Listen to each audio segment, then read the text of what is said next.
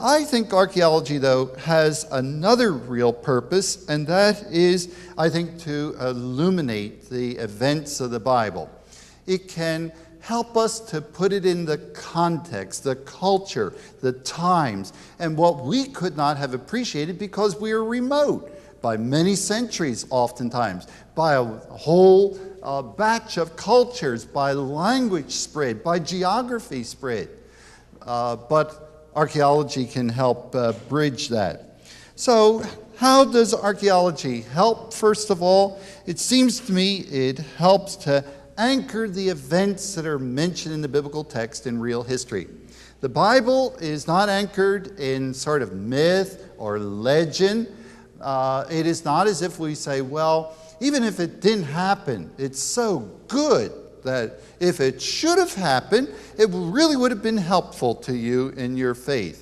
No, the Bible deliberately says, and even our creedal statements, suffered under Pontius Pilate, was crucified, dead, and buried, and the third day he rose again.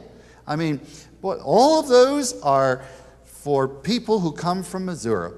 They want to see and feel and touch and taste. It's there. It's there. So he was here, Charlie, is the great claim of the biblical text. And God did not sort of give his word in meta-history, some sort of remote planet, but he gave it for our kind of people right down here where we are living. So that, I think, anchoring it in real history. And it illuminates the biblical text, and therefore we are saved from subjectivism, from, well, this is what I think, and that's what you think, and someone else says, well, that's what I think, And you come out of the whole thing and saying, yeah, but what's true? What's real? What really happened? Now, archaeology, it seems to me, can focus right in. It's like the scholars who were also not only attacking the Bible, but were attacking Homer. And a businessman who had more dollars than he had scholarly training from Oxford or Cambridge, or as they say, Oxbridge, he sort of took a shovel and with his little copy of the Iliad, and he went over to Turkey.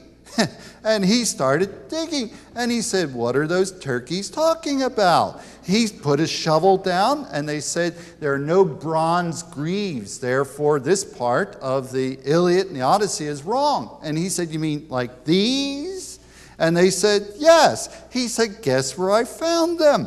Where Homer said they were. Now, that's disconcerting, especially after you've written a whole book about it. And then to have a picture of what never existed, coming from the time and the site that was there. It's somewhat like that, I think, to have gotten on the wrong side of the Bible. And many have done that. And I think the angels and our Lord must have fun waiting for some of the books to be written and then for him to bring some of this stuff out. Sorry about that, but it does happen. And serves them right.